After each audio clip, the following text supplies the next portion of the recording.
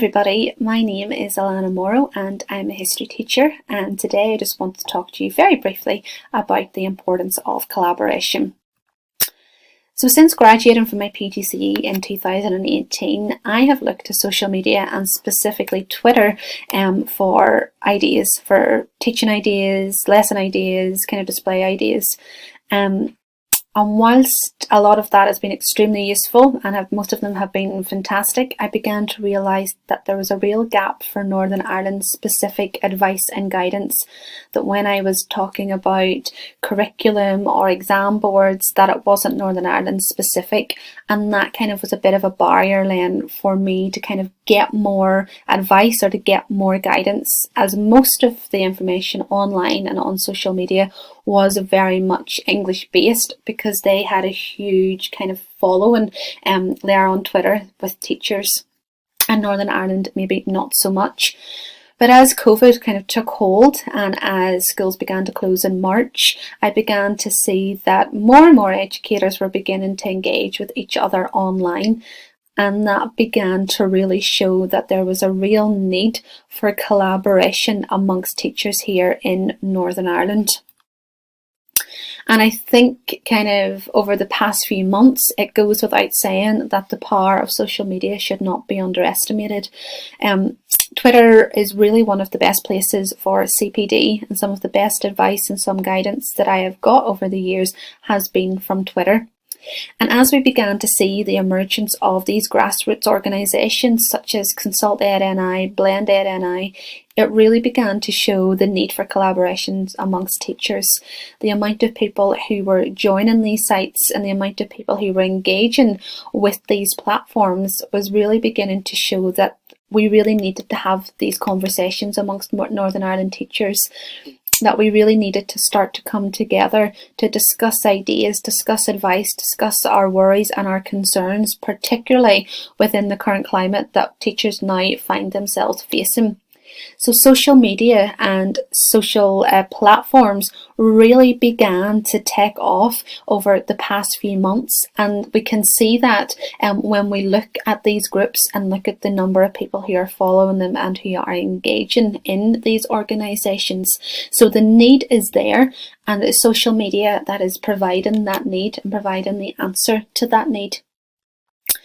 And as these groups began to get bigger and as the conversation began to grow, I began to realise just how exciting things were getting within the Northern Ireland teaching community, that this was kind of a bit of a movement that hadn't happened before. And I began to see the groups emerging and the groups getting bigger. And I was thinking to myself, well, how can I use what's happening to enhance my own practice? How can I use the collaboration of these groups to help myself, and then in turn help other teachers or help students then within my teaching? And social media and online sources is where I get most of my advice and ideas. Going to other people, looking at other forums, kind of engaging in conversations online is something that I've been doing for the past few years. But now that it was kind of Northern Ireland specific and we were talking about everything that was happening within Northern Ireland, which is obviously so relevant to me, I began to get really excited and think to myself, okay, well, I want to be part of this conversation. I want to add to this conversation. I want to be part of the collaboration, and I want to help others. And likewise, I want others to help me. So one of the first things I did was I began a blog, Miss Morrow Teaches, that we can see on the screen there. And this was basically just a space for me to talk about some issues that are facing teachers at the moment. It could be something as simple as NQT advice, something as simple as how to go about planning a lesson. I've done one on the power of collaboration and just how kind of forceful it is. And I've done one on the imposter syndrome as well, which got huge engagement, which shows that there's a need for spaces like blogs for teachers to be talking about issues that they have experienced, because you will find that there are so many other people who have went through the same experience. And even though I've only been teaching for a very short space of time, I have had experiences that I feel that I could give advice on. specifically for maybe other people who have maybe went through the same thing. In terms of remote learning and blended learning, well, I have some experience in social media or using social media. I have some experience in technology that I felt that I can then contribute and I can be part of the collaboration. And likewise, I am learning so much from so many other people on social media and on technology and how to bring technology into the classroom. So the blog space has been extremely useful for myself to get my ideas out there. It's been useful for other people to read, and again, it has been a space that has started a conversation, that somebody has read something that I have written and they have had the same experience and they've been able to share advice with me, kind of give me kind of an idea of how they dealt with it or what they did to overcome it or what they did to help it. And again, as that conversation is going, there's that collaboration that is happening that is making life so much easier for everybody at the moment.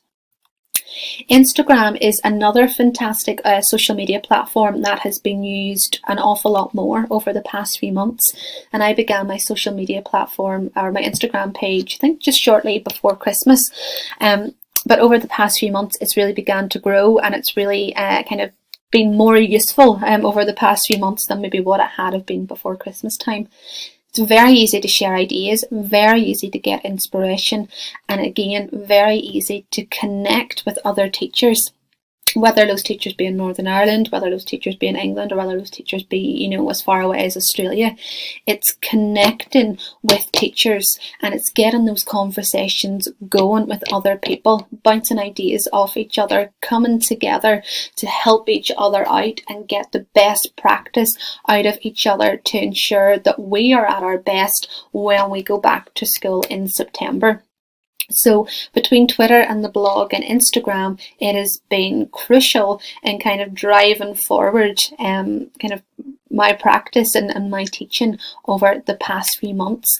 And the conversations that are taking place on these platforms are second to none. They are so helpful, and they will continue to be so helpful. And with the emergence of these groups like BlendEdNI, ConsultEdNI, and the newest one, Northern Ireland Teachers Collaborate, so many people are joining them, and it was very obvious that that need for collaboration was there, that we all wanted to engage with each other. But what became even more obvious then was that there was a need for subject-specific collaboration, that whilst we're having the bigger conversations, we still wanted to have those smaller conversations within our own subject group. And I began to realise that there really wasn't an awful lot of those platforms out there for subject-specific groups, and particularly for history, I couldn't find an awful lot, which meant that there really wasn't a conversation happening there for history teachers and specifically for the teaching of history. So I started the Northern Ireland History Teacher Network Facebook page, and again, the premise of it was to start a conversation. And that's still what it is and what it's going to continue to be. It's a platform for conversation where history teachers have kind of a space online where we can come together and we can discuss our subject-specific concerns. We can discuss resources, lessons, exam guidance, exam questions. And at the minute, there's so many conversations happening on that page about each of those things that I just mentioned that wasn't happening before. You know, if I'd went online before to search for some of those questions, I wouldn't have found any answers. But now there is a collective group there who are collaborating together and who are putting all of this information, all of this guidance and all of this advice out there for people to use specifically for their subject, which is so helpful. And it's a bit of a weight off your shoulders as well. You know yourself, if you're struggling with something, you maybe just need an answer, or you need somebody to show you how to do something. That's what's there. That's what's on all of these groups, and it's specifically what is there in the Northern Ireland History Teacher group as well. Those questions or those concerns, or maybe we just weren't too sure how to go about doing something, all of a sudden there are, you know, lots of teachers who are giving you their advice and giving you their opinion on how maybe you should go about doing something. So we now have a wealth of information that we can pick and choose from. So collaboration has worked so well within social media and within the Facebook group, and it's making life so much easier for everybody who's involved. And with this move towards blended learning, I know we've been doing an awful lot of reading around what blended learning is and how to implement it. And one of those books I was reading was a book by Caitlin R. Tucker, and there was a sentence that really stood out to me, and it was facilitators of learning and not holders of knowledge. And I think that is just an absolutely fantastic sentence, that we are no longer kind of hoarding all of our knowledge anymore, that we are facilitating each other, we are facilitating our learning, that we are all in the same learning boat now, and the collaboration between all teachers is helping that learning progress, that we are getting better at remote learning, we're getting better at blended learning, and we're getting better at online teaching, because of all of the information that we are sharing with each other. And collaboration is showing educators at their absolute best. And to share the best possible outcome in the following year, it's going to be crucial that collaboration continues, because it has been so helpful and so monumental over the past few months that it needs to continue as we go into the unknown again. So the importance of collaboration cannot be underestimated. It is something that is going to continue, and it's only going to get better and better. So thank you all for listening. I hope that was some help to somebody out there. If you have any questions about anything that I was talking about, I'd be more than happy to connect and discuss any of your queries. So good luck for the new term, and I'm sure I'll be speaking to a few of you soon. Thank you.